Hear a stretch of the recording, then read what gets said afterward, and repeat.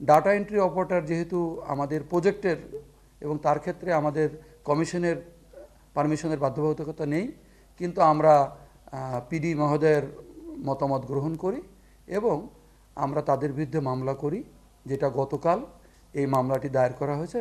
সম্ভবত এই মামলার তথ্য আপনারা এর মধ্যেই পেয়েছেন।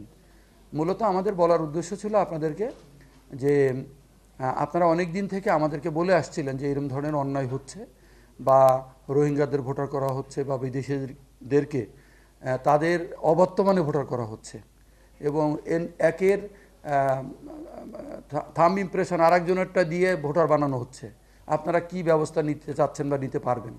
তো তারই আলোকে আমরা এই কাজটা করেছি, এবং এই ক্ষেত্রে আমরা মনে করছি যে আমরা সঠিকভাবে ওদেরকে ধরতে পেরেছি। এটুকুই আপনাদের জানাবার ইচ্ছা ছিল। মামলার আসামি দুজন। একজন হচ্ছে থানা নির্বাচন অফিসার ইটসেলফ, যার নাম মুজিবুর রহমান, এটা হচ্ছে জগন্নাথপুর, সুনামগঞ্জ। আর একজন হচ্ছেন জুবাইর রহমান, উনি ডাটা এন্ট্রি অপারেটর। এর সাথে আপনার হচ্ছে আমরা ওইখানে যারা এই কাজের সাথে জড়িত তাদেরকে আমরা খুঁজেছি, কিন্তু কেউ তো বলতে চায় না। আমরা অজ্ঞাতনামা কয়জন দিয়েছি? অজ্ঞাতনামা, হ্যাঁ, অজ্ঞাতনামাদেরকে একটু দেওয়া হয়েছে যাতে করে ওদেরকে পুলিশ একটু ধরতে পারে। আমরা আরেকটা খবর এরকম পেয়েছি, হয়তো আপনাদেরও জানা থাকতে পারে, যে জগন্নাথপুরে এই কাজটা অনেক দিন থেকে হয়ে আসছে, এবং ওখানে একটা চক্রই নাকি আছে, তারা এই কাজটা করে।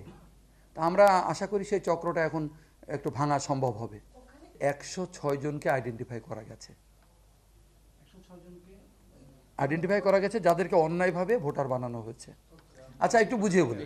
সেটা হচ্ছে যে সংখ্যাটা বললাম, এই লোকগুলো বিদেশে থাকে, তো ওদের তো এখন তো ভোটার হতে হলে আপনার 10 আঙ্গুলের ছাপ এবং আপনার আইরিশ যেটা ছবি, এটা তো বাধ্যতামূলক। তো এই লোকগুলো তো বিদেশে আছে, তাহলে ওদের তো ছবি আমরা নিতে পাচ্ছি না, অ্যাজ ওয়েল অ্যাজ হাতের ইমপ্রেশন, যেটা আঙ্গুলের ইমপ্রেশন, ওটা তো নিতে পাচ্ছি না। অন্য লোকদেরকে দিয়ে এটা করানো হয়, হয় অল্প বয়স্ক লোকদেরকে দিয়ে অথবা অন্য একজনকে দিয়ে করানো হয়, এবং ওই কাগজের ছবি দেওয়া হয়, দিয়ে ওরা ভোটারটা করে ফেলে আর কি। তাহলে তো এটা একটা জালিয়াতি, তাই না? এই জালিয়াতি করে এরা সবাই বাংলাদেশি, বিদেশে থাকে। এখন কেন এরা এই পথ বেছে নিল এটা আমি নিজেও বুঝতে পারছি না, এটা কোনোই প্রয়োজন ছিল না।